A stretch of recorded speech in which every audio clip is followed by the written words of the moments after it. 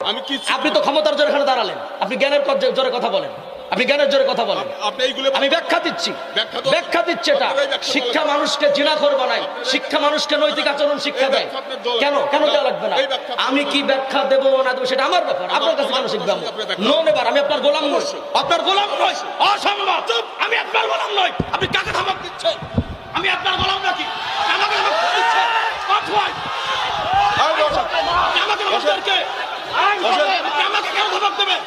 সকলের কাছে আমার একটা অনুরোধ, এই যে স্টেজের মধ্যে বা মাহফিলের মধ্যে যে সভাপতি করা হয়, হ্যাঁ, সভাপতিগুলা আমরা এই মূর্খ লোক করবো না ভাই।